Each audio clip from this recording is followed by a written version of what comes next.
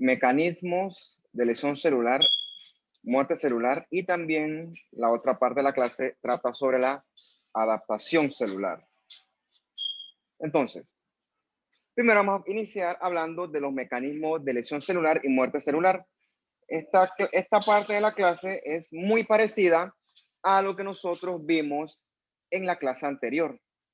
Entonces, no es lo mismo que tú te quemes con un agua, que metas la mano en una olla de agua a 100 grados, que lo metas en una olla de agua a 60 grados, por decirte algo. O sea, dentro de las lesiones hay distintos tipos de lesiones. O sea que tu célula va a responder a la lesión celular dependiendo de estas variables, depende de qué tipo de lesión sea. En ese sentido, no es lo mismo una lesión eléctrica, que si tú agarras un cable en vivo, a que si nada más te pasa la corriente en la nevera, por decirte algo, como pasaba antes. No es lo mismo que tú te expongas medio segundo o menos al agua hirviendo, que no puedas escapar y mantengas la mano ahí, se te hierva toda la mano. No es lo mismo. Y obviamente no es lo mismo, depende de qué tipo de agente es. O sea, no es lo mismo cortarte con un alfilercito que te metan un machetazo en la mano. O sea, hay distintos tipos de lesión y dependiendo de eso, la célula va a responder acorde a. Entonces, esa lesión va a tener consecuencias en la célula, ¿ok? Entonces, no todas las células responden igual. Por ejemplo, no es lo mismo infartarse el corazón que, por ejemplo, te infartes el músculo esquelético. Desde ese punto de vista, el músculo esquelético tiene mucha más tolerancia a la isquemia en comparación con la fibra muscular cardíaca. O tampoco es lo mismo el momento en que la célula fue afectada. O sea, por ejemplo, tú puedes tener un determinado momento, por ejemplo, un hepatocito que tiene glucógeno, por lo tanto, es un hepatocito que es resistente a la lesión celular versus uno que no. Entonces, ¿qué varía con la lesión? ¿Qué tipo de lesión, qué tipo de célula y en qué momento está ocurriendo la lesión? Entonces, tu célula, dependiendo del tipo de lesión, puede adaptarse. O sea, de hecho, ella va a intentar adaptarse, pero eso no siempre lo logra. Por ejemplo, depende del trasfondo genético de la célula, porque el trasfondo genético es lo que le va a conllevar esa célula esa capacidad de adaptación. Por ejemplo, de conocer a alguien que se sienta y se puede tomar una botella solito de seco. Primero yo me siento y en una senta me tomo una botella de seco, me tiene que mandar al cuarto de urgencia, intoxicado. O sea, tienes individuos con mayor capacidad de metabolizar que otros, y eso varía de individuo a individuo. Me puedo morir si me tomo una botella de seco así en una sentada, a otro nivel. Entonces, por ejemplo, este que está acá arriba es el músculo esquelético, parecido al músculo cardíaco, pero este tolera mejor la isquemia. Cuando hay isquemia en el músculo cardíaco, el músculo le pega muy fuerte. Eso es lo que conlleva los famosos infartos, que nosotros hablamos del curso anterior cuando hablamos de las cardiopatías isquémicas, y la angina, etc. Bien, habíamos dicho la semana pasada que hay distintos tipos de lesión celular. Cuando la célula está lesionada, la célula va a sufrir alteración en su función y los propios componentes de la célula se van a afectar.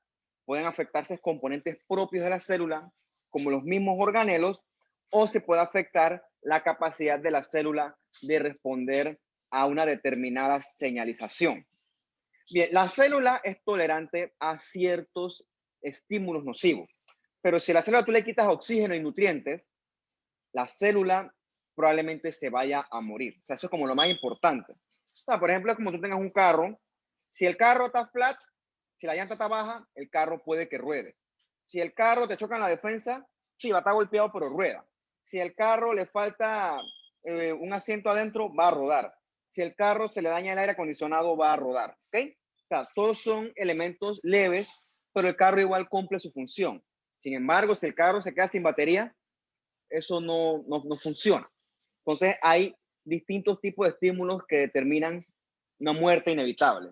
Y si tú a una célula o un tejido le cortas el oxígeno o los nutrientes, la célula definitivamente eso no lo va a tolerar. ¿Ok?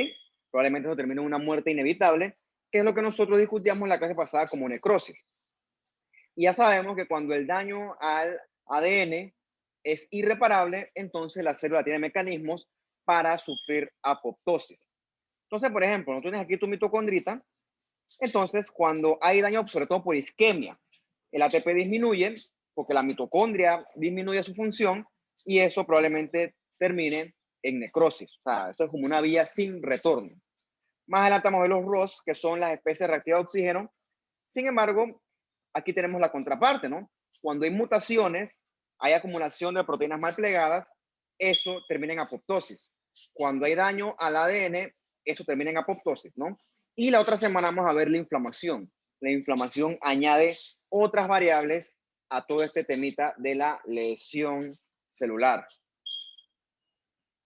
Entonces, la clase pasada hablamos de la hipoxia-isquemia. Bueno, vamos a ver ahora qué es lo que le hace esa hipoxia e isquemia a la célula. Bien, cuando tú le cortas el oxígeno a una célula, bueno, para el intento tú, tápate la nariz para que tú veas que la sed de aire es incontrolable. Sin embargo, tú puedes pasar buen tiempo sin comer, también puedes pasar tiempo sin tomar agua, pero apenas que dejas de respirar, eso es diferente. O sea, nuestra avidez por el oxígeno es diferente a nuestra avidez por otro tipo de recurso. Entonces, cuando tú le cortas el oxígeno a la célula, los mecanismos de la célula, cuando hablamos de la mitocondria, esto del piruvato, que después de la cadena transportadora de electrones, después de la fosforilación oxidativa, perdón, eso depende de oxígeno. Entonces, es como se quedó sin gasolina el carro, no va a arrancar hasta que le eches gasolina de nuevo. O sea, está totalmente parado. Entonces, cuando la célula se queda sin su gasolina, sin su oxígeno, probablemente ya es inevitable y va a sufrir necrosis. ¿Por qué? Porque la célula requiere su ATP. Cuando la célula dice que no tiene ATP, ya lamentablemente no hay más nada que hacer. Supuestamente nosotros quemamos 50 a 75 kilos de ATP todos los días, es el buco ATP. Con respecto a la isquemia es más peligrosa que la hipoxia. Es que la hipoxia, la célula, quizás la muerte no es inmediata, pero cuando hay isquemia sí, eso es mucho, eso es peor, es más terrible. Entonces, tu célula cuando se queda sin hipoxia puede responder, ¿ok? Puede desarrollar mecanismos que compensen esa hipoxia. Un ejemplo de este mecanismo es aumentar síntesis de proteínas. Por ejemplo, este VEGF, eso es el factor de crecimiento vascular endotelial. ¿Qué hace ese factor de crecimiento vascular endotelial? Estimula el crecimiento de nuevos vasos en un proceso que se llama la angiogénesis. De manera que si a la celulita le cortaste su aporte sanguíneo, ella lo que va a hacer es que crezcan colaterales para poder seguir recibiendo aporte sanguíneo. Por ejemplo, también podemos comenzar a utilizar la glucosa en ausencia de oxígeno. Eso lo hace sobre todo el hígado y el músculo esquelético. Cuando tú tienes deprivación de oxígeno, tú pasas tu metabolismo a un metabolismo tipo anaerobio, ¿ok? Que quizás no es tan eficiente, pero genera energía y eso le ayuda a la célula a poder seguir funcionando. Eso aplica sobre todo con el músculo esquelético, por ejemplo, cuando haces mucho ejercicio así con mucho vigor, esos ejercicios anaerobios, ¿okay? Eso moviliza el metabolismo a un metabolismo tipo glucólisis. El problema es que eso genera mucho producto de desecho, pero evita que la célula muera. ¿Okay? Esto que tienes acá a la derecha son hepatocitos, solo que un aumento bien grande. Células grandototas, núcleo central redondo, y son células que son especialistas en muchas cosas, síntesis, metabolismo, pero también son tolerantes a la injuria. ¿Por qué? Porque en tu citoplasma encontramos glucógeno. Ese glucógeno, en caso de deprivación, le ayuda al hepatocito a resistir la deprivación ya sea de oxígeno o de nutrientes o ambas, ¿no? Son células que están diseñadas para tolerar. Ok. Claro, esto aplica si el estímulo o la lesión se para. Si la lesión sigue, entonces definitivamente va a haber un fallo definitivo en la producción de ATP hasta que eventualmente la célula se quede off de ATP, se quedó sin ATP. Entonces, eventualmente cuando ya la célula se quedó sin nada de ATP, entonces comienza a aparecer el daño. Entonces, las bombas de sodio, las bombas iónicas de la membrana, dejan de funcionar. Y ya vimos en la clase pasada que esos mecanismos sirven para drenar el líquido, para sacar y meter líquido dependiendo de la situación, pero si esto se altera, entonces la célula se va a llenar de agua, inevitablemente. Si el estímulo hipóxico isquémico sigue y la célula comienza a utilizar la glucólisis de forma indiscriminada, como les dije, esto va a llevar a la acumulación de desechos tóxicos. ¿Okay? Uno de estos es el ácido láctico, que como es un ácido, lo que va a hacer es disminuir el pH. Entonces, o sea que el pH, como vimos en el curso anterior, en la clase de trastornos ácido-base, el pH tiene que mantenerse de un 7.35 a un 7.45 para poder realizar las actividades metabólicas de la célula. Si el pH se va a ácido, entonces la actividad enzimática de la célula no va a poder ser y eso eventualmente va a terminar lesionando y terminando de matar a la célula. Eventualmente, si la célula se queda sin ATP, el aparato de síntesis de proteína también se va a afectar. La célula también se va a acumular, se va a llenar de especies reactivas de oxígeno. ¿Okay? Eventualmente, esa especie reactiva de oxígeno va a causar otra lesión que se llama lesión por reperfusión. Eso lo vamos a ver más adelante. Y si esto persiste, va a haber un daño irreversible a la mitocondria. Cuando eso ocurre, probablemente ya no hay vuelta atrás.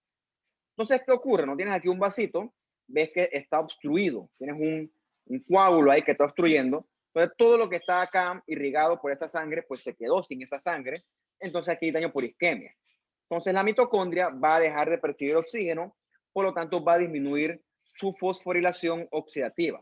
Eso va a hacer que las bombas iónicas dejen de funcionar y eso va a hacer que la célula se acumule, se llene de agua. ¿Okay?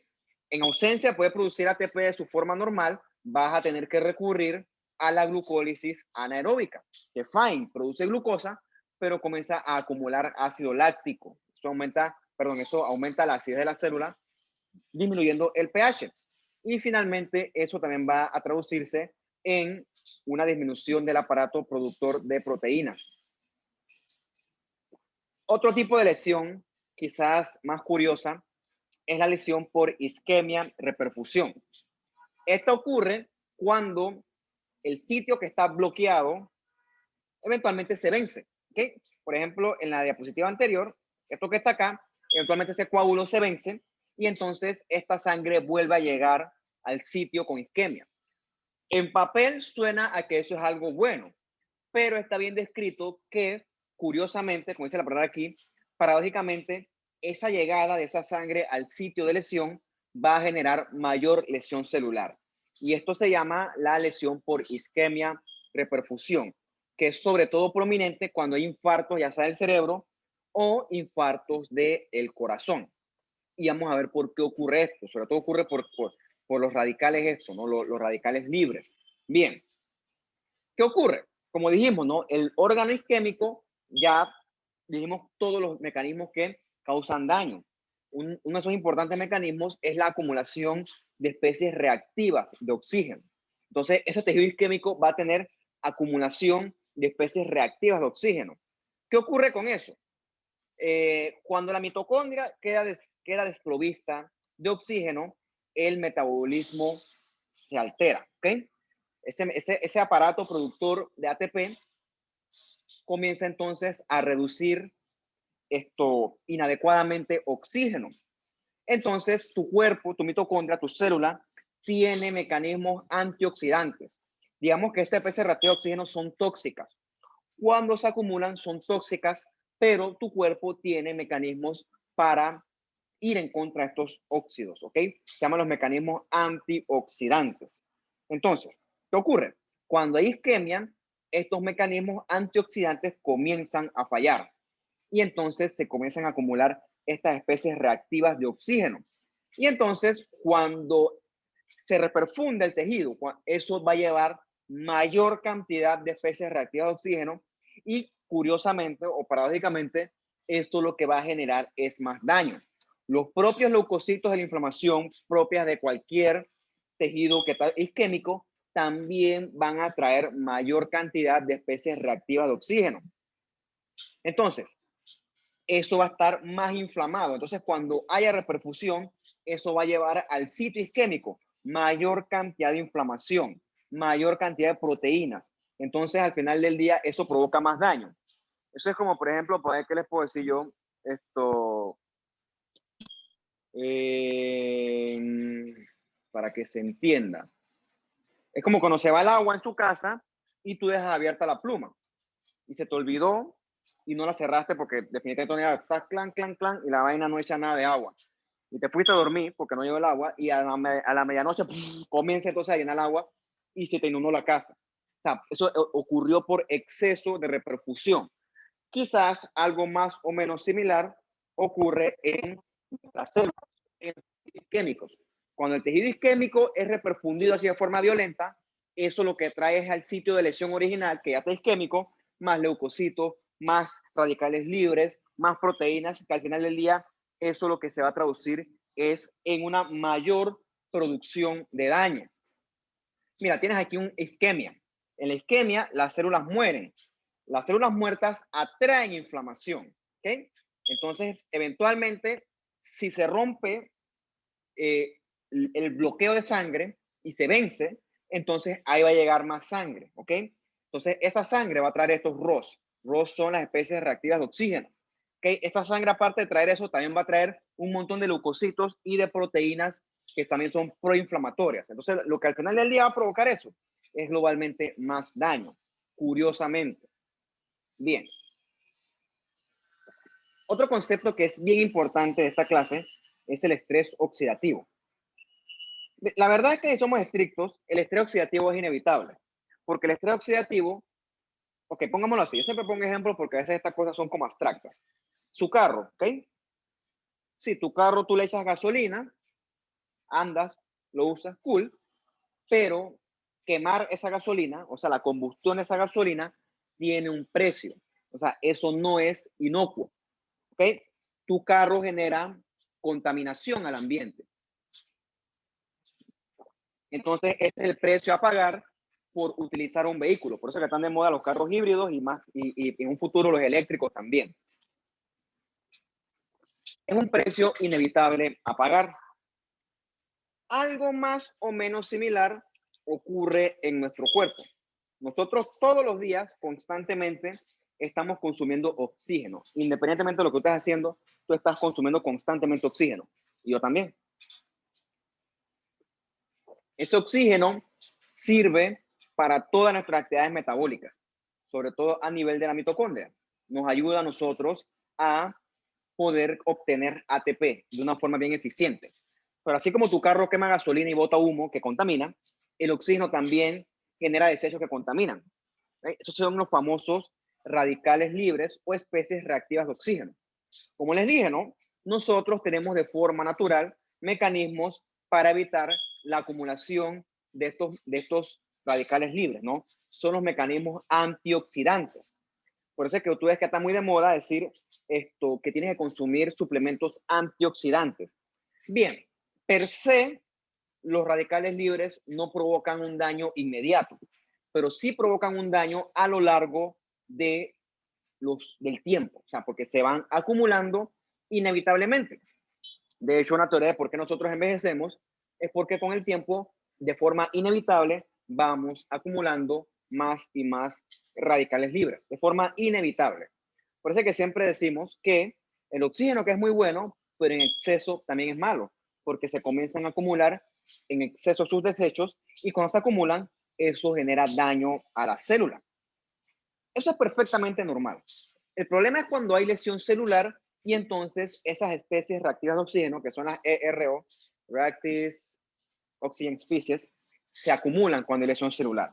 Hasta este punto, para resumirlo, porque es una palabra muy larga, a esos especies reactivas de oxígeno que dañan, le vamos a llamar radicales libres. ¿Okay? Entonces, ¿dónde nosotros vemos acumulación de radicales libres? Prácticamente en todos los tipos de lesión, hipoxia, isquemia, radiación, la que a usted se te ocurra, la célula va a comenzar a acumular radicales libres. Y aquí les pongo en negrita esta importante, en el envejecimiento. En el envejecimiento se acumulan especies reactivas de oxígeno. Perfectamente normal, pero inevitable, no pasa nada. Bien, ¿cuál es el problema de los radicales libres? Que los radicales libres son como si tú tuvieras en tu casa una bomba de hidrógeno. O sea, Siempre y cuando esté estable no pasa nada, pero si te pone inestable, ¡boom!, explota tu casa. Bueno, la bomba hidráulica es un ejemplo muy trágico. Es como lo que ocurre en los apartamentos cuando hay problemas con fuga de gas. El gas como tal está cool, no pasa nada. Sirve para muchas cosas. El problema es cuando hay fuga de gas y eso hace combustión y ¡boom!, explota. Bien, con los radicales libres ocurre algo similar. ¿Okay? Los radicales libres, poquitos son inofensivos, pero cuando se acumulan son inestables y comienzan a explotar, a atacar. Y atacan a los elementos de nuestras células, ácidos nucleicos, proteínas y lípidos. ¿Cómo nosotros producimos radicales libres? ¿Okay? Siempre producimos cuando hacemos las reacciones de oxidorreducción del oxígeno. Eso es perfectamente normal. ¿Ok? Eso es perfectamente normal. Pero también producimos radicales libres durante la inflamación. Que nuestros leucocitos producen radicales libres y esos sí se acumulan de una forma anormal. Tienes aquí la mitocondria. La mitocondria, producto de su metabolismo, produce radicales libres. Normalmente los radicales libres, si no son patológicos, si no ocurre lesión, son removibles. El problema es cuando se acumulan, ya sea por inflamación, por cualquiera de estas lesiones, y entonces va a comenzar daño ya sea a la membrana, a las proteínas o también a el propio DNA. Bien, como le dije, ¿no? Normalmente nosotros todos los días estamos generando radicales libres, perfectamente inevitables. De hecho, si somos estrictos, es un precio barato a pagar por el beneficio de poder utilizar el oxígeno. Pero tú tienes ciertas condiciones donde puedes acelerar la acumulación de radicales libres. ¿Okay? Por ejemplo, cuando te expones de forma indiscriminada a la radiación ionizante. El mejor ejemplo de eso es los rayos ultravioleta. O sea, años de absorber rayos ultravioleta acumulan radicales libres en tus células. También cuando te expones, por ejemplo, a mucha inflamación, que eso acumula daño celular. Obviamente a toxinas exógenas y también les dije que se ve la lesión por reperfusión. Normalmente nuestra célula tiene mecanismos antioxidantes que eliminan esos radicales libres. Tenemos enzimas, ¿no? Como la superóxido dismutasa, la catalasa, tenemos antioxidantes como las vitaminas, que en dosis normales hacen el trabajo. El problema es cuando el radical libre se acumula. Por ejemplo, como está aquí por la luz ultravioleta, por el exceso de inflamación, por smoking, por exceso de humo de cigarrillo y la propia polución del ambiente acumulan radicales libres.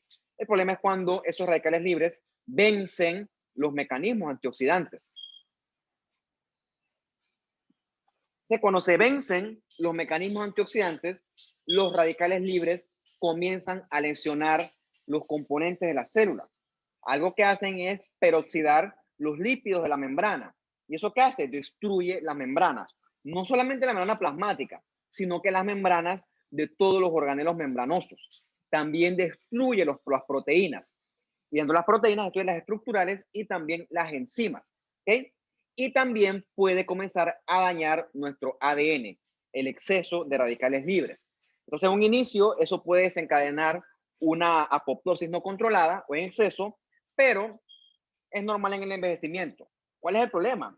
Hemos dicho que la luz ultravioleta, por ejemplo, en exceso daña nuestras células, ¿ok? Entonces, cuando, por ejemplo, tú sabes que tienes daño acumulado en exceso, bueno, tú lo que haces es dejar de exponerte a la luz ultravioleta. Bueno, si el estímulo sigue, los mecanismos se vencen y entonces va a conllevar la transformación maligna de células. O sea, el estímulo lesivo venció. Eso es lo que tienes aquí, ¿no? El estrés oxidativo genera que una célula normal sufra daño al DNA, daño a los mecanismos reparadores, eso daña a la membrana plasmática y daña a las células. Mira, tú tienes muchos trillones de células y yo también. Las células saben defenderse, el cuerpo sabe defenderse. El problema aquí es que el agente ofensor siga. Por ejemplo, si a mí lo que me daña es el humo de cigarrillo y yo sigo fumando, pues mis mecanismos compensadores se van a vencer y eventualmente mis células van a comenzar a morir de una forma no controlada. El otro tipo de agente ofensor son las toxinas. Toxinas puede ser veneno, cualquier mecanismo exógeno. Aquí también se incluyen a los microbios infecciosos. ¿Okay? ¿Qué ocurre? Estas toxinas son muy potentes y causan muerte por necrosis, o sea que eso es inevitable, ¿ok? La toxina puede hacer acción directa, ¿ok? Se une de forma directa a la célula y la destruye. Un ejemplo de esta es el mercurio, que el mercurio se pega a la membrana de la célula y entonces daña los mecanismos dependientes de ATP, o sea, de una vez lo mata. Otro ejemplo de toxización directa son, por ejemplo, la quimioterapia. La quimioterapia mata a las células malignas, pero también mata a las no malignas. Es como tirar una bomba nuclear. Mata al enemigo, pero también mata a el que no es enemigo. O sea, hay mucho daño colateral. Y hay otras toxinas que son las latentes, que son las que con acumulación eventualmente generan radicales libres, ¿no? El ejemplo que está acá es esto que está acá, que es viejísimo, que no se usa, es el tetracloruro de carbono. Eso se usaba antes para limpiar. Por eso digo que es tóxico con el tiempo, porque genera daño hepático. No es que una vez que te expones lo vas a degenerar, pero es la exposición a lo largo de los años lo que genera radicales libres que eventualmente genera lesión celular, sobre todo a nivel de los hepatocitos. O sea, esto está prohibido, esto es tóxico. Bien. Cuando hay daño al retículo endoplasmático, la célula también puede lesionarse. Porque recuerden que el retículo endoplasmático, sobre todo el rugoso, es el encargado de la síntesis de proteínas. Es decir, el retículo rugoso falla, las proteínas van a ser defectuosas. ¿Ok? Si las proteínas son defectuosas, la célula va a ser defectuosa como tal y entonces la señal va a ser muerte celular por apoptosis. ¿Dónde vemos acumulación de proteínas mal plegadas? O sea, misfolded, proteínas anormales. Bueno, cuando hay por alguna razón una mutación genética. Puede ser congénita, o sea, el nacimiento, o puede ser adquirida con el tiempo. También con el envejecimiento es normal acumular proteínas mal plegadas. También hay infecciones que conllevan o favorecen la acumulación de proteínas mal plegadas. El ejemplo clásico es el virus del papiloma humano, ¿ok? Afecta a la célula y eso genera acumulación de proteínas mal plegadas. En su momento hablaremos bastante de cómo ocurre esto y cuál es la consecuencia. Por ejemplo, en las enfermedades neurodegenerativas, Alzheimer, enfermedad de Alzheimer, se acumulan proteínas mal plegadas, ¿no? El beta amiloide que con la acumulación y el tiempo, eso va generando el daño. En este caso, el daño a nivel del sistema nervioso central. Entonces, todas estas que tienes aquí son enfermedades causadas por acumulación de proteínas anormales. Cirrosis quística, la hipercolesterolemia familiar, que en su momento hablaremos bastante de ellas. Esta que es la de priones. Busquen que este es un prión. No sé si lo conocen hasta el momento, pero busquen que es un prión. Una cosa interesante, prión, que es un prión. Todas son enfermedades por acumulación de proteínas anormales. Un concepto que ya vimos bastante hasta este punto es la acumulación de daño al DNA. El DNA se puede dañar por muchas causas: exceso de radiación, la quimioterapia, que no es mala, pero también puede acumular daño al DNA, mutaciones o acumulación de radicales libres. Si hay daño al DNA, nuestras células van a tener mecanismos para tratar de repararlo. Pero si no se puede reparar, eventualmente la célula tiene que morir por apoptosis. Ese daño al DNA es verificado aquí, a nivel de los puntos de control del ciclo celular. Ahí tenemos proteínas que vigilan, que son como los policías de los retenes, que todo se haga adecuadamente. ¿Okay? Estas proteínas que vigilan el correcto progreso del ciclo celular se llaman las P53. ¿Okay? Investíguenlo, ¿qué es la P53? Entonces, esta P53 va monitorizando el ciclo celular. Entonces, cuando ellas ven algo anormal, no destruyen automáticamente la célula, sino que le permiten a la célula corregir su daño. ¿Okay? Cuando ocurre esto, el ciclo celular se arresta, o sea, se detiene para que la célula pueda tratar de corregir este daño al DNA. A veces lo puede reparar, a veces no. Cuando no lo puede reparar, P53 agarra y dice la célula que se orille y hace que eso desencadene apoptosis. El mismo ejemplo que tú hagas un retén, vienes de la rana dorada, estás en fuego, te para un retén y el policía no te va a dejar seguir avanzando. Te va a mandar a esquinarte, te va a hacer el barómetro y ¡puf! Está afuera. ¿Okay? Está afuera.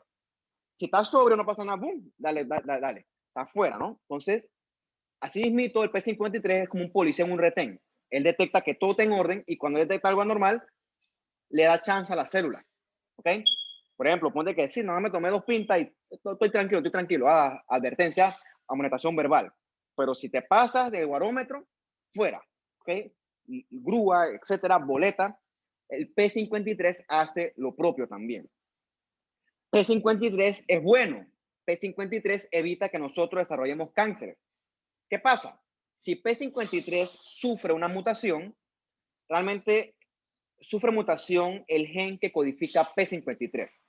Bueno, si ese P53 está mutado o está ausente, es como una vida sin retenes. ¿Ok? Si no hubiera retenes, los delincuentes harían lo que le diera la regalada gana. ¿Ok? Sin P53, las células anormales hacen lo que le da la gana. Entonces, por lo general, cuando P53 está mutado, los cánceres hacen fiesta. ¿Ok? Entonces, la célula con daño sobrevive y eso puede llevar a la transformación a un cáncer. Bueno, nosotros una herramienta que utilizamos en el laboratorio, en patología, cuando tenemos dudas si es cáncer o no, tú le puedes mandar por inmunistoquímica un P53 y eso te puede orientar a si estás frente o no a un cáncer. ¿Okay? Eso es una herramienta bien útil. Bien, definitivamente la inflamación también causa lesión celular. La inflamación solamente las mencionaría porque la inflamación después hablaremos hasta el cansancio. No sé si terminamos, por cierto, porque la inflamación sí es larga. ¿Okay? ¿Qué ocurre? La inflamación está ahí para destruir algo anormal, ya sea un microbio, un patógeno o células muertas. ¿Qué ocurre? Cuando hay inflamación suele haber daño colateral. ¿Okay? Entonces esa inflamación, como lo vemos aquí en la imagen, daña a los tejidos que no están involucrados. Entonces lo que tú ves aquí, ves cómo está distorsionada la arquitectura normal de este colon. ¿Okay?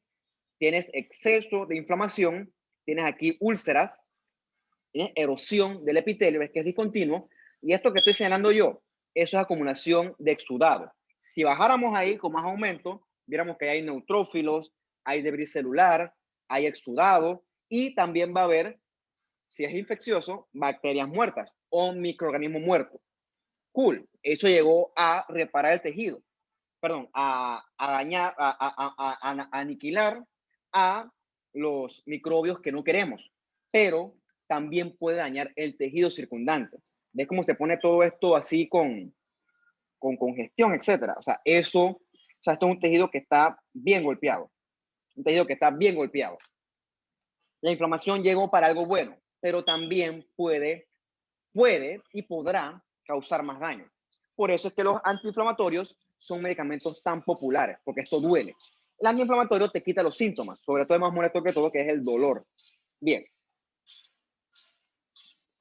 Eso con respecto a la primera parte de la clase. Esta clase es bonita, por cierto. Yo tenía cierta aprensión, pero está cool. Pasa que a mí me gusta dar clase a esta hora. A mí no me gusta dar clase en la tarde. A esta hora yo me siento más dispuesto, ¿no? El problema es que esta hora me choca con el hospital. Pero bueno. Déjame servirme algo de tomar para poder seguir hablando.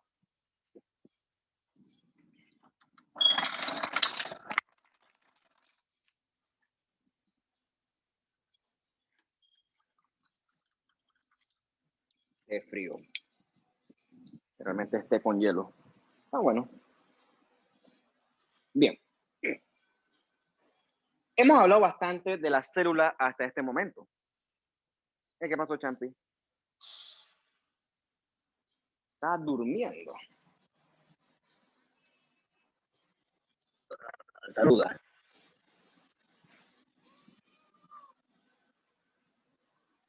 Hemos hablado hasta este momento bastante de la célula, ¿no? Hemos dicho que las células son atacadas prácticamente por todos los estímulos del ambiente. Bacterias, microbios, radiación, la propia inflamación. O sea, la célula tiene que estar, como quien dice, como cuando tú vas caminando por la calle, tienes que tener ojos en todos lados.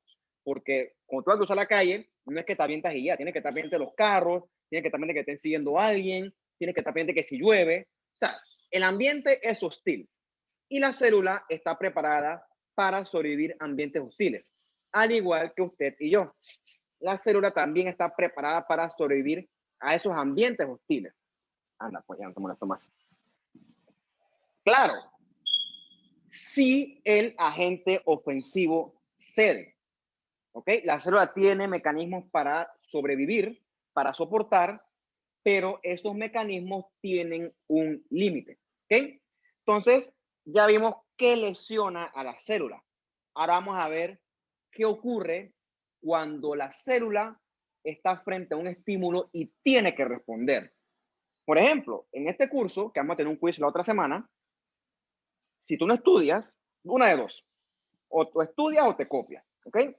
La vaina es sobrevivir. Tienes que adaptarte. Si no haces nada, definitivamente no vas a pasar y lamentablemente te voy a decir que tú estás regalándole tu plata a la universidad, ¿ok? No hagan eso. ¿Okay? Si no les interesa, no expongan a sus padres o al tutor o al que sea que le esté pagando la universidad eso. O sea, no boten la plata. Entonces tienes que adaptarte. Y adaptarte, dos cosas. O estudias o te copias. Ambas sirven. Tú le dejo a ustedes que decidan cuál les sirve mejor. Son adultos. Yo los trato como adultos. Bien. Cuando la célula está frente a una lesión, la célula se cuadra, está lista para pelear, está lista para responder, está lista para adaptarse. Voy a cortarme el pelo ahora. Entonces, la adaptación ocurre en cuanto a lesiones que no son constantes, ¿ok? O sea, es un tema que ocurre dentro de lo reversible. ¿Por qué? Porque recuerden que cuando hablamos de lo irreversible, quiere decir que la muerte, perdón, que la célula va a morir, ya sea por apoptosis o por necrosis. Pero cuando la célula no va a morir, ella se adapta, ¿ok? Ella se va a adaptar. Claro, si la lesión persiste y el límite de la adaptación se vence, entonces ya ni modo, pues toca morir. Bien, estos cambios que obedecen a la adaptación afectan a las células. Entonces puede conllevar a una alteración o un cambio en el número de células, en el tamaño de las células, en el fenotipo de las células, en la actividad metabólica de las células o en la función de las células. No siempre es patológico. Por ejemplo, esto aquí son dos úteros. Este aquí es un útero de una persona no gestante, ¿ok? O sea, una mujer que no está embarazada. Y este que está acá grandotote es un útero del embarazo, ¿ok? El embarazo no es patológico, ¿ok? El embarazo es perfectamente fisiológico. Durante el embarazo, las células del útero, en este caso el miometrio, tienen que adaptarse para poder llevar a cabo adecuadamente esa gestación. Eso no es patológico. Definitivamente el útero cambia. Vamos a ver cómo cambia, qué ocurrió ahí, ¿ok? La célula está respondiendo frente a un cambio en el ambiente. No necesariamente una lesión, como les dije, ¿no? Puede ser algo perfectamente fisiológico como el embarazo. Por ejemplo, puede ser algo en función de hormonas. El ejemplo clásico es, otro ejemplo, aparte del embarazo, tú no tienes el mismo tamaño que tenías cuando tenías 5 años. Ustedes han crecido, ¿ok? Y con ese crecimiento vienen ciertos caracteres propios. El desarrollo de las mamas, el aumento de la masa muscular en el caso de los hombres, la aparición de vello facial. O sea, todos esos son cambios que tu cuerpo sufre en función hormonal y de otros estímulos. Por ejemplo, si a ti te gusta hacer deporte, ejercicio, te gusta el gimnasio, tu cuerpo va a cambiar. Puede que tengas un aumento o no de la masa muscular. Perdón, sí lo tendrás. Algunas personas harán más aumento, otras no, pero ese aumento de la masa muscular te va a ti ayudar a soportar mayor estrés mecánico. Eso es un cambio que también es fisiológico. Eso hasta el momento está bien. Eso está bien. O sea, eso es en pro de nuestra supervivencia. Pero también puede haber cambios o adaptación que es patológica. ¿Qué ocurre? Eso se da cuando la célula está tratando de escapar la lesión o soportar la lesión. Entonces, la célula, como quien dice, se va a adaptar, ¿ok? Pero cuando eso es muy estresante, puede que la célula pierda su función. En ese momento, el asunto es patológico. Es una cosa que va en función de la supervivencia, pero si la célula pierde la función, esto es patológico. El mejor ejemplo ocurre con los fumadores. Usted sabe bien de su clase de histología que el epitelio bronquial o en general el epitelio respiratorio es un epitelio que es cilíndrico, pseudoestratificado, con cilios, que puede o no tener células caliciformes dependiendo a qué nivel estés estudiando la vía aérea. Estos cilios son unos pelitos largos que agarran los contaminantes del ambiente y los botan afuera. ¿Ok? Por eso es que tú a veces botas flema, escupes, estornudas, expectoras. Eso es moco mezclado con contaminantes del aire. ¿Ok? Eso es un mecanismo para evitar acumulación de estas partículas contaminantes. Bien, la persona que fuma, el humo del cigarrillo es un irritante constante. O sea, este humo molesta al epitelio respiratorio normal. Entonces, cool, cuando fumas una vez no pasa nada. El problema es cuando tienes años fumando. ¿Qué ocurre? Nuestro epitelio respiratorio no es muy tolerante a esa irritación constante. Y entonces él va a cambiar a un tipo de epitelio que es más resistente a la abrasión constante del humo de cigarrillo. Ese epitelio es el epitelio escamoso. El epitelio escamoso es muy resistente a las abrasiones. Y ya, teóricamente la persona fuma y ya no sufre tanto daño. Esto es un cambio de un epitelio maduro por otro epitelio maduro. Se llama una metaplasia. Cool, parece bueno. ¿Qué ocurre? Con esa metaplasia perdiste la función de los cilios y también perdiste la función de las células caliciformes. Sí, eres más resistente al humo del cigarrillo, pero eso tiene un precio, ¿ok? Y además está decir que eventualmente esa metaplasia escamosa puede transformarse en displasia. Y en este caso, esa displasia puede producir a cáncer.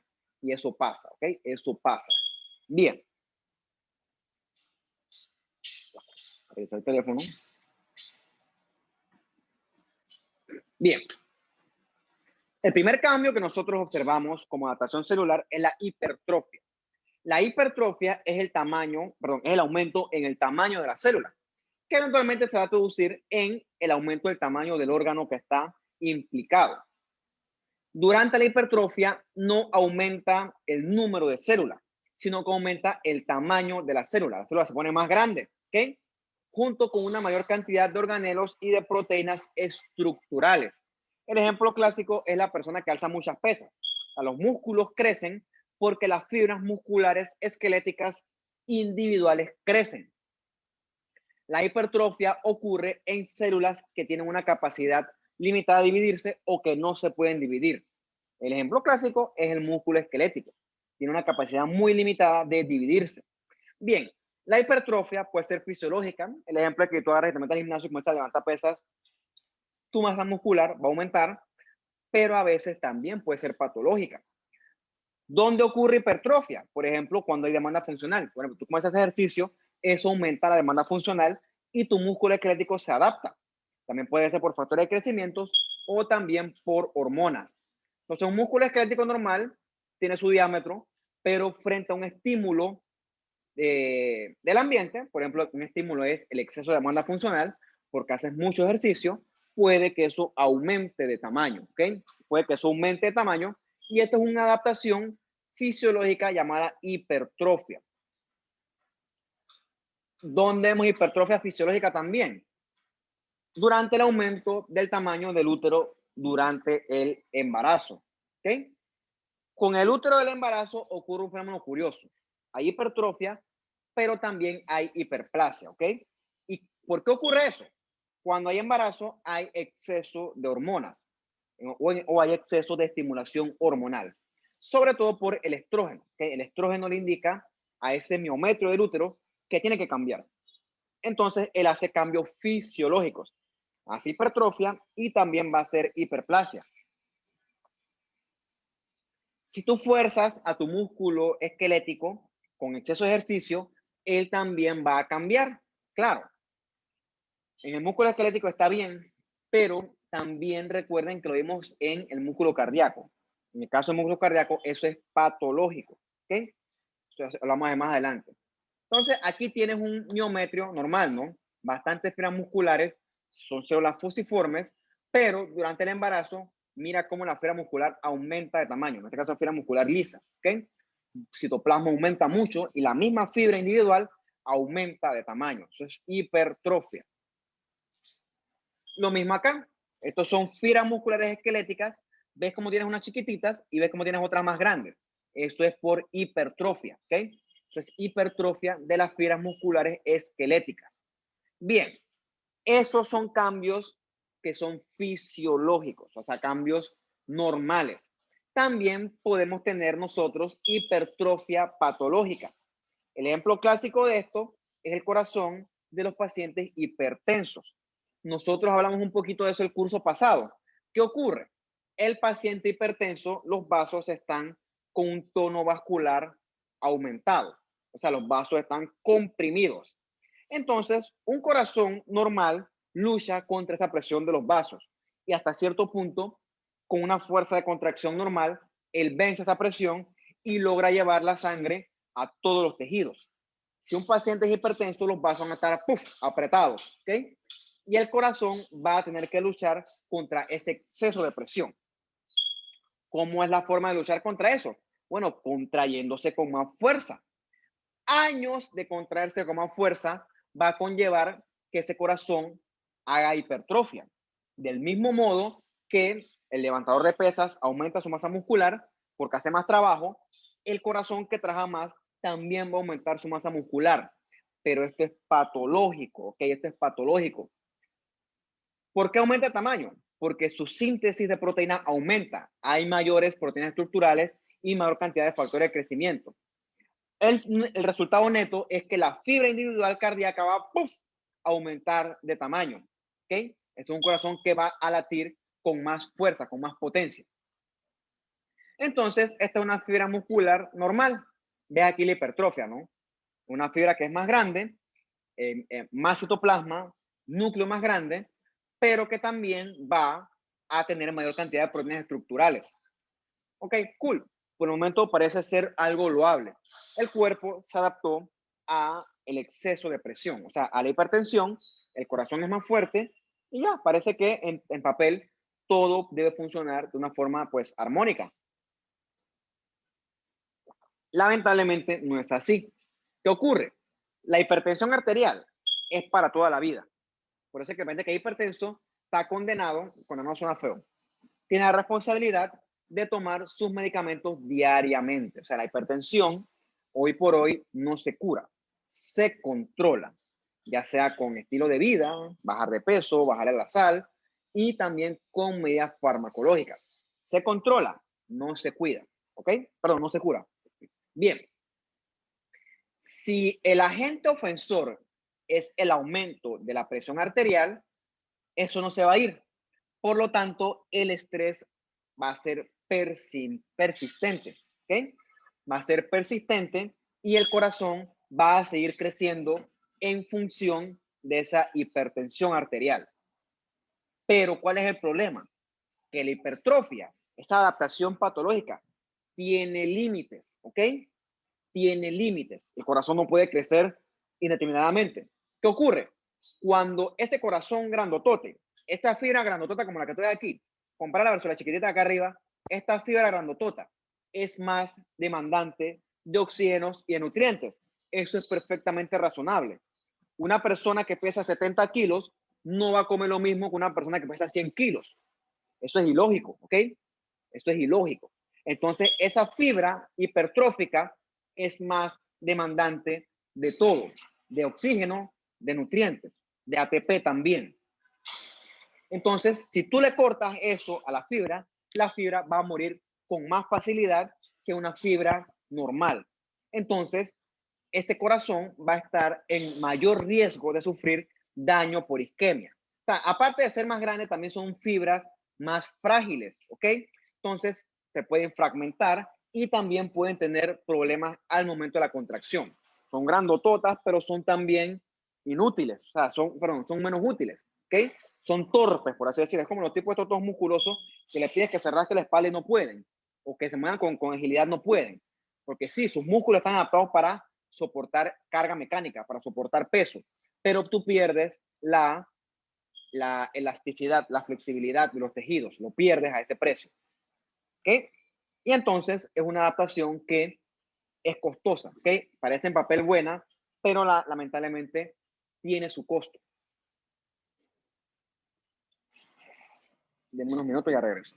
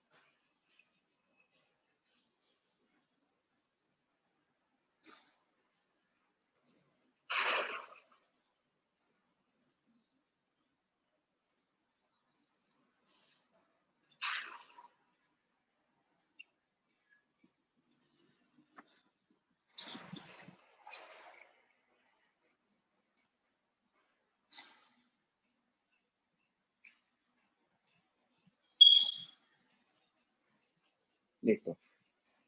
La otra adaptación celular que nosotros vamos a discutir en esta clase es la hiperplasia, ¿ok? Hiper de mucho, plasia de crecimiento. En la hiperplasia aumentan el número de células porque aumenta la proliferación a nivel celular. En el caso del útero del embarazo, podemos ver que la hiperplasia puede coexistir junto con la hipertrofia. Entonces, al igual que la hipertrofia, la hiperplasia también puede ser fisiológica o patológica, ¿ok? Independientemente del caso, en ambos escenarios, lo que aumenta es el número de células. Esta es la hiperplasia, aumenta en el número de células. Bien. Primero vamos a hablar de la hiperplasia fisiológica, ¿ok? En la hiperplasia fisiológica tenemos la que ocurre por hormonas. Por ejemplo, en el caso de las mujeres, cuando alcanzan la pubertad, el tejido mamario aumenta de tamaño, o sea, las mamas crecen. Las mamas crecen porque las hormonas, sobre todo el estrógeno, favorece la proliferación del epitelio glandular de la mama. Y eso hace que la mama aumente de tamaño. ¿Okay? Eso es perfectamente normal. El otro ejemplo es la hiperplasia, que es para compensar, o sea, la compensatoria. El mejor ejemplo de eso ocurre con el hígado. En circunstancias normales, el hígado no hace mitosis. ¿Okay? El hígado hace mitosis en función de la lesión celular al hepatocito. Por ejemplo, una persona que tiene un tumor, vamos a decir que benigno del hígado, ¿ok? Lo operan, le quitan un pedazo del hígado y es sorprendente cómo el hígado remanente comienza a proliferar y al cabo del tiempo el hígado remanente casi que regenera a la perfección ese hígado que se extrajo. Eso es curioso de la capacidad del hígado que tiene de regenerarse. En este caso, esto es una hiperplasia compensatoria. Bueno, la mama, por ejemplo, ante el embarazo, y ves con la influencia del embarazo, cómo se llena eso de glándulas, se pone así bien apretado, bien copioso, no sé si la palabra aplica. Bien. Eso es la hiperplasia. ¿Qué toma la champi? Ah, tu cartera está acá, ¿ves? El champi está ahí. Esa es la hiperplasia fisiológica. También tenemos hiperplasias patológicas, que son muchas, por cierto. Y eso es cuando hay exceso de estimulación, ya sea de hormonas o de crecimiento. De hecho, en este sentido, sobre todo las hormonales, las hiperplasias subyacen a varios tipos de cánceres, por ejemplo, el endometrio y también el cáncer de mama. ¿Qué ocurre? Es perfectamente normal que después de que haya el periodo menstrual, el endometrio tuyo tiene que volver a regenerarse. Bueno, yo no voy a hablar aquí del ciclo menstrual, pero eso es cíclico, ¿ok? Pasas por una fase proliferativa, una fase secretora y después a un ciclo menstrual. El ciclo menstrual ocurre porque no hubo implantación de un óvulo fecundado. Entonces, toda la armazón de tu endometrio se cae y se vuelve a regenerar. todo eso ocurre en función de hormonas, ¿ok? Esas hormonas pueden desbalancearse. Puede haber situaciones donde hay exceso de estrógeno. Las causas son varias, pero hasta este punto veremos que por X, Y o Z motivo hay exceso de estrógeno. El estrógeno sin oposición hace que el endometrio prolifere. Entonces, un endometrio con exceso de estrógeno puede ser una condición patológica que nosotros le llamamos hiperplasia endometrial. Normalmente el endometrio tiene una relación establecida glándula-estroma. Cuando hay hiperplasia, la cantidad de glándulas aumenta de tamaño. ¿Okay? Mucha glándula, poco estroma. Si esto sigue, esto se puede transformar entonces en carcinoma. ¿Ok? Por eso es que el abordaje inicial comienza con disminuir o atenuar ese exceso de estimulación hormonal. Clínicamente, lo que se ve es sangrado uterino anormal. Por eso es que preocupa, ¿ok? Porque el sangrado uterino anormal tiene que descartarse que sea cáncer, lamentablemente, ¿no? Eso lo vemos nosotros todos los días en patología. Paciente de tantos años, sangrado anormal. Hay que descartar cosas, ya sea de hiperplasia en adelante. Por lo general no son hiperplasias, o sea, es raro que el sangrado sea necesariamente algo malo, pero sí es importante descartarlo. Por lo general son sangrados disfuncionales que no tienen mayor tipo de relevancia, pero sí es importante descartarlo. Bien. Eso con respecto a las mujeres. Déjame hacer un poquito más de té y sigo.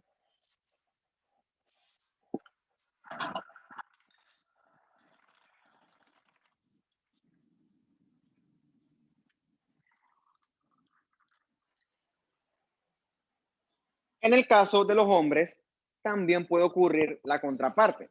Esa contraparte nosotros le llamamos o nos referimos a ella en el caso de la próstata. ¿Okay? La próstata aumenta en función del exceso hormonal, en este caso de los andrógenos. Que la próstata crezca de tamaño no quiere decir que sea cáncer, ¿ok? Se llama hiperplasia prostática benigna. Dejando de lado las sintomatologías propias de una próstata agrandada, no quiere decir que sea cáncer. ¿Cuál es el problema? Puede ser un factor de riesgo bajo, pero no es cero, ¿ok?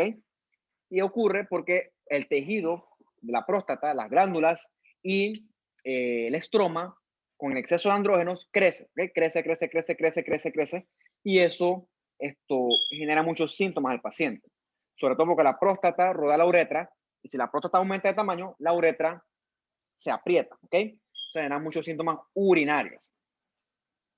Otro tipo de hiperplasia patológica ocurre cuando hay infecciones virales. El ejemplo clásico es la infección por el HPV, ¿no? El virus del papiloma humano. Mira, una cosa curiosa que a veces la gente no sabe es que el virus del papiloma humano que afecta la región anogenital, sobre todo el cervix, las verrugas de la piel también son causadas por cepas del virus del papiloma humano. ¿Qué ocurre? Son distintas cepas. Cuando tú buscas HPV, hay 1.400.000 cepas y constantemente se descubren otras. Lo importante de esto es que existen cepas que son de bajo riesgo y las que tenemos que descartar son las cepas de alto riesgo. Bueno, cuando la persona se expone al virus, el virus entra a la célula y favorece la estimulación en exceso por factores de crecimiento. Eso es lo que genera esa hiperplasia de la epidermis, del epitelio escamoso. Eso es lo que genera las famosas verrugas, ¿ok? Ya sea en piel o en mucosa, ¿ok? Por ejemplo, esto que está aquí es una clásica verruga vulgar. Esto es causado por el virus del papiloma humano. Les dejo de tarea cuál es la cepa o cuáles son las cepas, porque son varias, que se asocian con las clásicas verrugas vulgares de la piel. Bien, esto fuera de lo estético es completamente inofensivo. Si esto lo agarraran y lo cortaran y lo viéramos en un microscopio, tú ves que es una lesión que llaman papilomatosa. Hace como unas papilas y estas papilas, perdón, están recubiertas de un epitelio escamoso que también está hiperplásico. Cuando hablamos del epitelio escamoso hiperplásico, sobre todo la epidermis, se llama acantosis. Es un término de que estamos mucho en patología, se llama acantosis. También vemos aquí que hay un exceso de queratina, se llama hiperkeratosis. También vemos que hay núcleos arriba en la queratina, se llama parakeratosis. ¿Okay? Esos son conceptos o son terminología a nivel de la histopatología. Y ven estas células escamosas que tienen un espacio blanco. ¿Okay? Esa es la clásica atipia viral, que provoca el virus del papiloma humano. Son los cambios coilocíticos, o son los famosos coilocitos. ¿Ok? Eso también es clásico verlo en las lesiones por VPH. No siempre se ven, pero cuando los tienes, ya tú puedes decir si es una bruga vulgar, ¿ok? O es una lesión de bajo grado o en adelante, ¿no? Eso es otro tema, ¿no? En su momento lo veremos. Todos estos cambios, ya sea el aumento de las mamas, el aumento del endometrio, el aumento de la próstata o el aumento de la verruga vulgar, ocurre porque hay un estímulo que está haciendo que la célula haga hiperplasia. Entonces, si detenemos el estímulo, si detenemos el estrógeno, el andrógeno, si detenemos la estimulación del virus, pues al cabo del tiempo la hiperplasia va a desaparecer. ¿Okay? Eso es bueno. Eso funciona así. El otro cambio o la otra adaptación que sufren nuestras células es la atrofia. Ese es el otro. Huele bien. Okay. La atrofia es la contraparte de la hipertrofia. O sea, A de no, trofia de crecimiento. O sea, es la disminución del crecimiento o en palabras más interpretables, si es que esa palabra existe, es la disminución en el tamaño de la célula. ¿Qué ocurre? Si una célula hace atrofia, no pasa nada.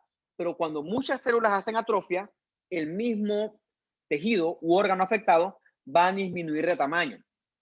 Bien, durante la atrofia, la célula disminuye la función. Al disminuir la función, consume menos energía, pero no está muerta la célula. ¿Okay? Hay muchas causas de atrofia. Un ejemplo clásico es la ausencia o la disminución del uso del órgano afectado.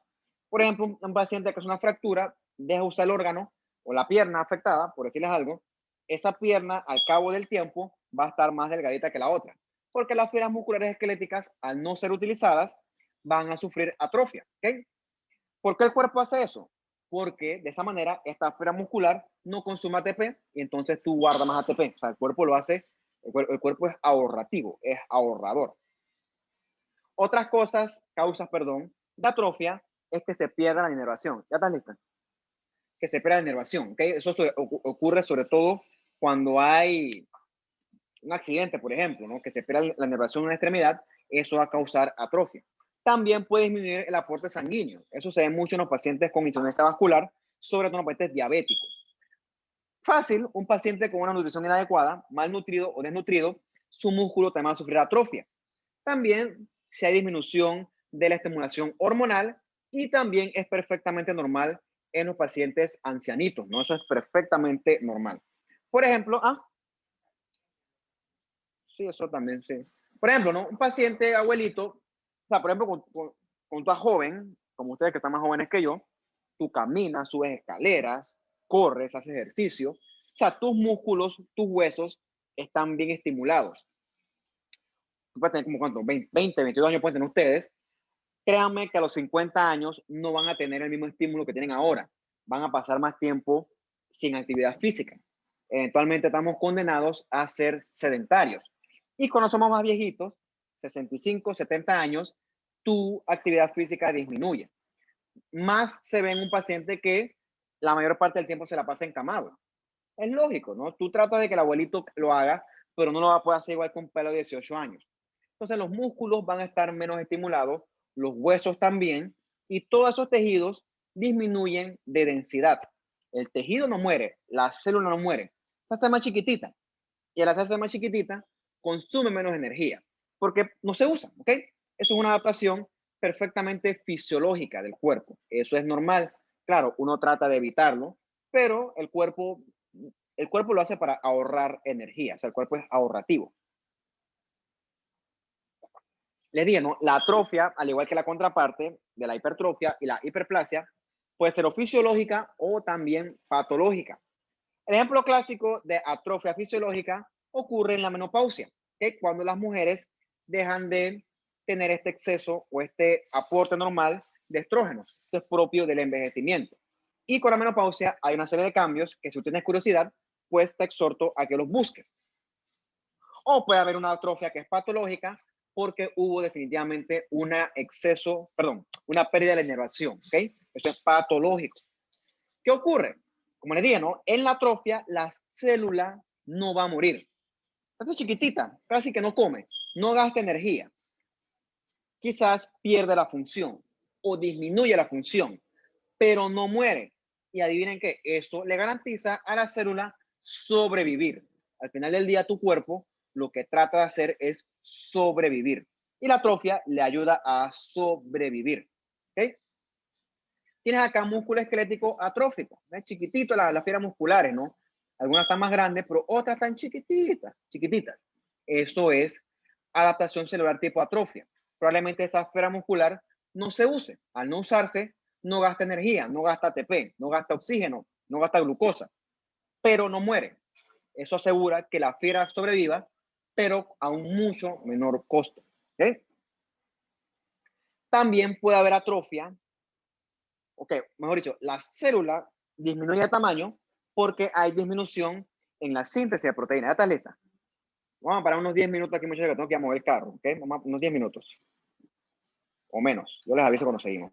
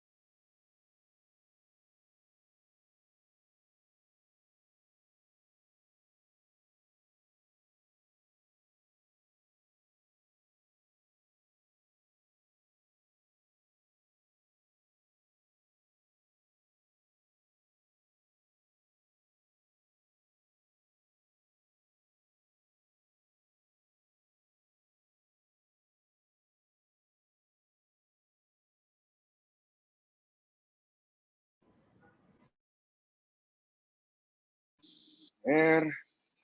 Ok, sigamos entonces.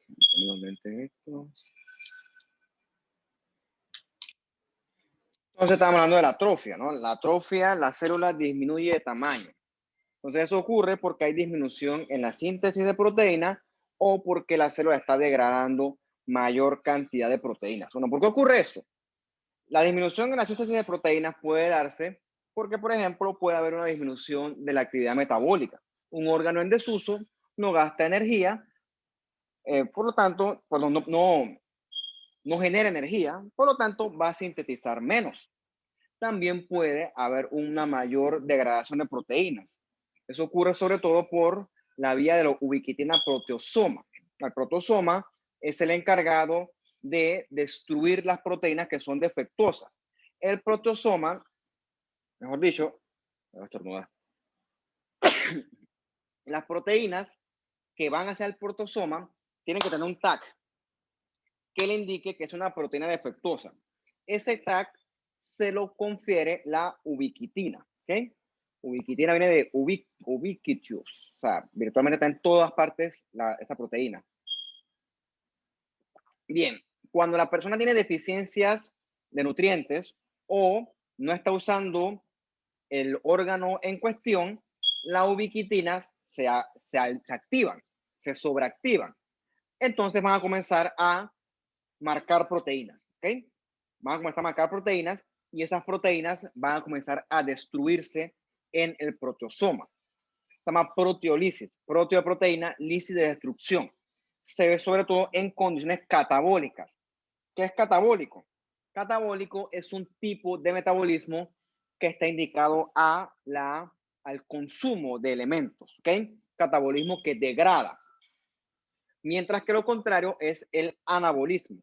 El anabolismo es un metabolismo que sintetiza. Cuando estás catabólico es que estás quemando, estás consumiendo.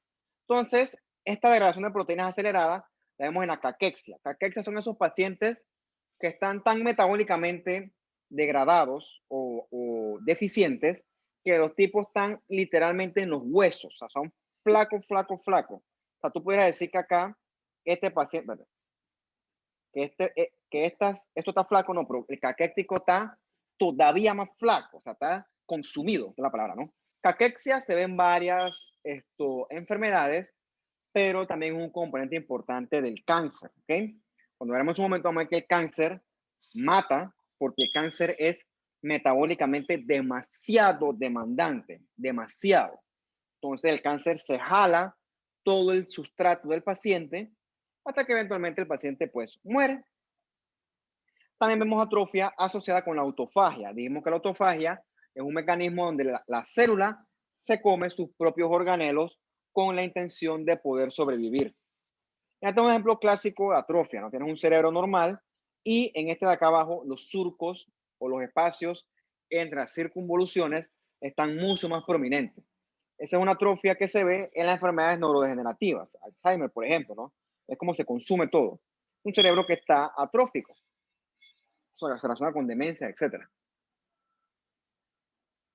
Bien, el otro tipo de adaptación que nosotros vimos, que ya discutimos, es la metaplasia, donde un tejido maduro se reemplaza por otro tipo de tejido maduro.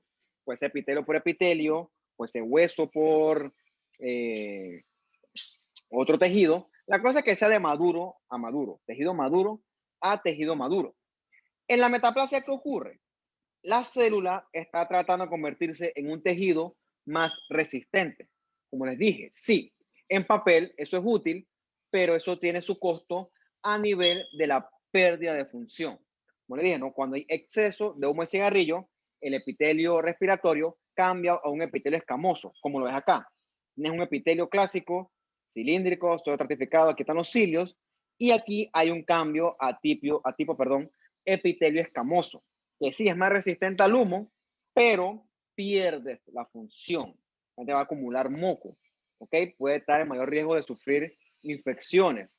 Es un componente del fumador es la bronquitis crónica. Tiene algo que ver con esta metaplasia escamosa. La metaplasia de papel parece ser algo bueno, pero la metaplasia, si el estímulo ofensor no se va, se puede convertir en algo mucho más peligroso. Otra causa de metaplasia, que nosotros también discutimos el curso anterior, ocurre en las personas con reflujo de larga data. Como veíamos, ¿no? El reflujo consiste en contenido ácido del estómago que constantemente se está regresando hacia el esófago. Entonces, sabemos muy bien que en el esófago el epitelio que lo recubre es un epitelio tipo escamoso, estratificado, no queratinizante. Es un epitelio que es resistente a la abrasión del contenido alimentario, pero no es resistente al ácido que viene del estómago. Entonces, años de exponerte a ese ácido va a hacer que el epitelio escamoso cambie a un epitelio que sea más resistente a ese exceso de ácido. Ese epitelio que es más resistente es un epitelio que secrete moco. En este caso, un epitelio con células caliciformes. Este epitelio acá es virtualmente idéntico al epitelio del colon, ¿ok? Un epitelio cilíndrico simple que va a tener células caliciformes. A veces tiene hasta microbiosidades, ¿ok? Sobre todo en el estómago que también hace metaplasia intestinal. Cuando lo ves en el esófago, eso se llama metaplasia intestinal o el nombre más famoso que es el de esófago de Barrett. ¿Okay? Esófago de Barrett.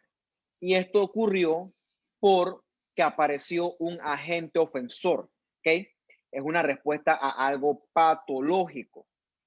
También puede haber transformación de células mesenquimales, ¿no? Por ejemplo, puede haber transformación de hueso, de otros tejidos blandos en respuesta al trauma.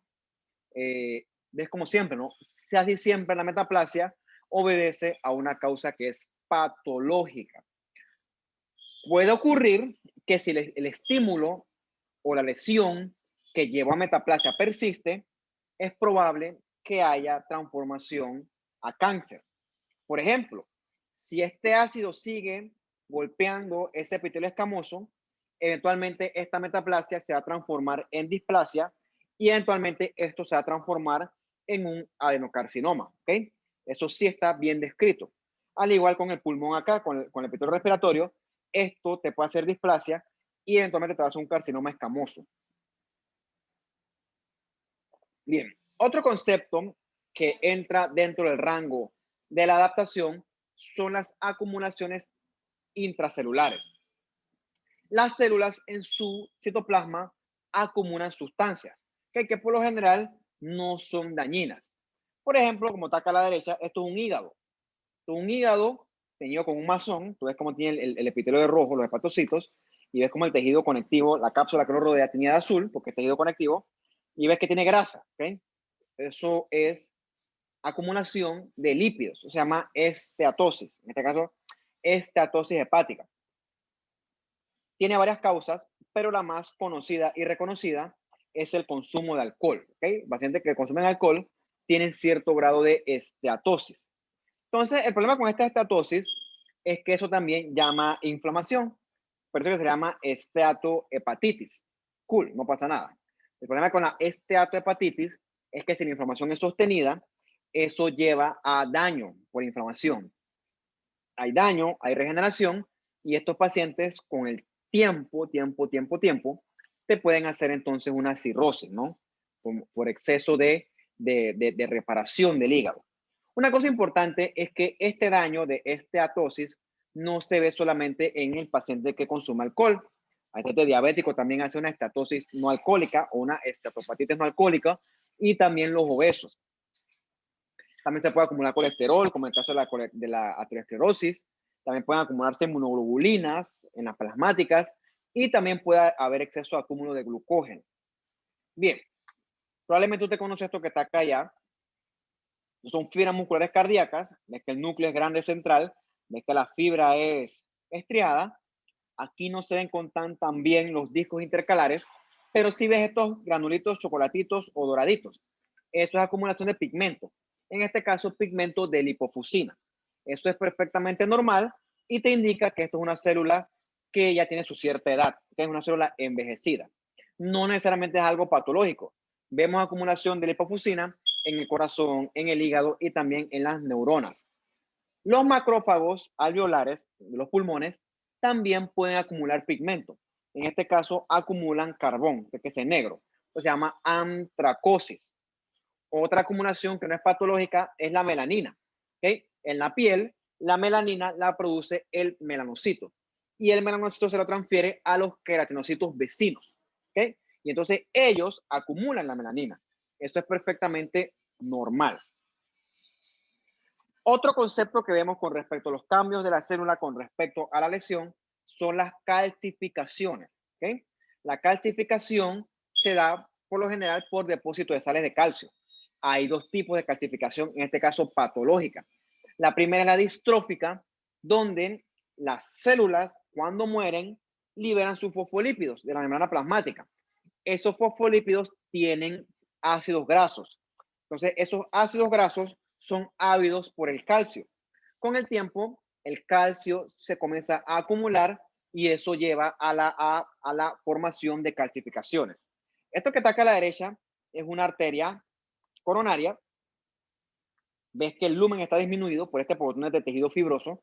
Eso es lo que ocurre en la aterosclerosis. En su momento discutiremos por qué ocurre esto, pero ves esto aquí basofílico. Esto es calcificación. ¿Tá? La calcificación ocurre por este exceso de daño a la célula. Porque en la aterosclerosis hay mucha inflamación con el tiempo y eso va a generar daño sostenido. ¿Ok? ¿Por qué? Porque si no, el estímulo no cesa, eso va a seguir inflamado forever.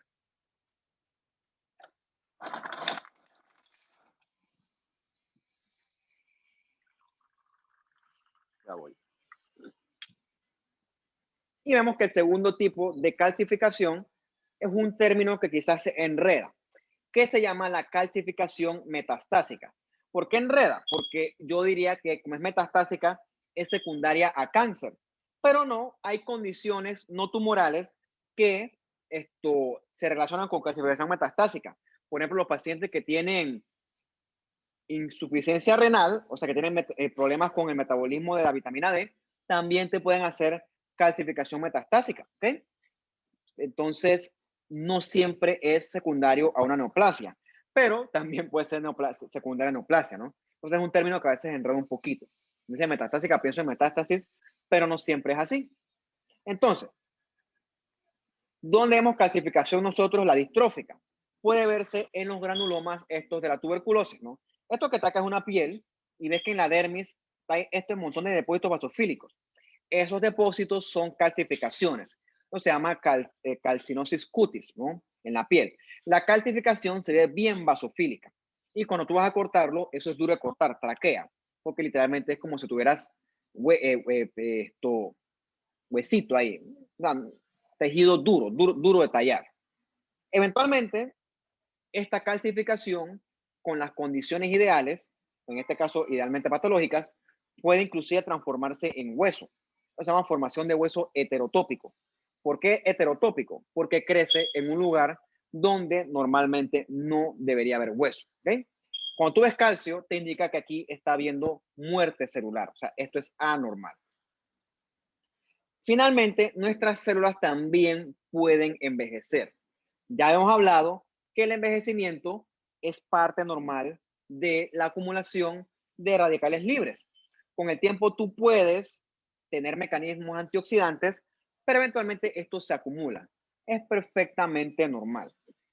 Lamentablemente para nosotros, la edad es uno, por no decir el mayor, factor de riesgo para muchas enfermedades. O sea, ser viejo te hace ser enfermo también.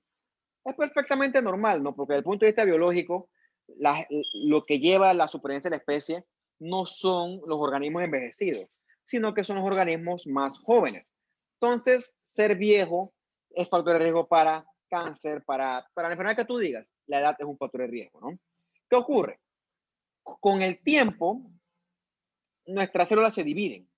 Cuando los cromosomas se dividen, los telómeros, que son las patitas de los cromosomas, se van desgastando, ¿ok? Entre más viejos somos, más desgastados van a estar esos cromosomas. Esos telómeros, mejor dicho. Eso es producto de muchas divisiones, ¿ok? Con el tiempo, estos cromosomas van a ser defectuosos, ¿ok? Aquí los telómeros se acortan. Y esta es una célula que, como tiene un telómero anormal, un cromosoma anormal, no se va a dividir o no debe dividirse. Entonces, la disminución, la acumulación de cromosomas normales va a llevar a una disminución en el ciclo celular de este paciente que prolifera menos, ¿ok? Entonces, eso es un componente importante del envejecimiento celular. De más está decir que estos cromosomas viejos, así como el cromosoma envejece, también los mecanismos para evitar acumulación del daño al DNA también envejecen. Y este cromosoma viejo se puede escapar, ¿ok? Es como si tú pusieras un policía viejo en un retén, van a hacer fiesta con él. Algo similar ocurre con el ciclo celular de una persona vieja. Es un ciclo celular que quizás permitirá que DNA normal prolifere. Y entonces por eso es que es un factor de riesgo importante para el cáncer, la edad. Eso es lógico, ¿ok? Eso es lógico. Eventualmente la célula envejecida acumula mutaciones, los mecanismos de equilibrio se alteran, son células que también van a estar con inflamación persistente. O sea, son un montón de factores que hacen que hacen entendible que una célula vieja no sea igual que una célula joven.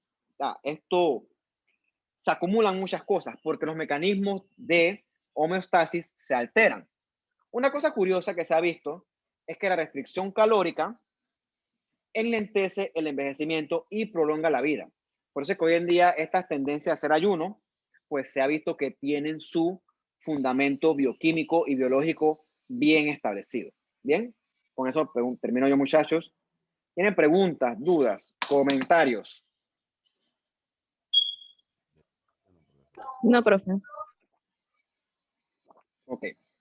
Entonces, la otra semana, el otro viernes, asumo yo que antes de la clase es antes de las 3:20, entonces será como al mediodía. Entonces vamos a tener un quiz de los temas que nosotros hemos discutido hasta el momento, ¿no? De la biología de la célula, de la lesión celular y de lo de hoy. Una semana, es bastante tiempo. Antes de eso vamos a hacer un pequeño ensayo con el modo, como siempre, como hicimos el curso pasado. Entonces, por favor, los que no están en el curso, inscríbanse o accedan, que se cae su peso, por Dios. Profe, lo que tenemos problemas con... Alguien está hablando, pero no escucha. Yo de mi parte, porque vengo de un traslado y está en proceso. Sí. Aló. Yo sé, tú eres el estudiante que viene de Chiriquí. Sí, la profesora Priscila me comentó tu condición. Ahorita es que no sé por qué suena bajito, pero ahorita me chateas. Me chateas, no hay ningún problema, por cierto, pero es para aclarar ciertas cosas. Yo sé tu condición, nada me escribes para aclararme si tienes alguna duda. No, yo no tengo ningún problema con eso. Cool, no pasa nada. Las clases que te perdiste, que yo creo que nomás fue una, que fuera de la célula, eso está grabado en YouTube y ahí también salen la clase de introducción, así que no pasa nada. Nosotros estamos comenzando apenas, así que no hay problema con eso. Nada más que me escribe, porque no te escucho bien. Igual eso entre nosotros no pasa nada. Lo dejo, muchachos, pues, para que puedan seguir con sus actividades y entonces nos veremos nosotros hasta el otro miércoles, ¿ok? Cuídense. Listo, profe. Hasta luego. Hasta luego, profe. Hasta luego, profe. Chao.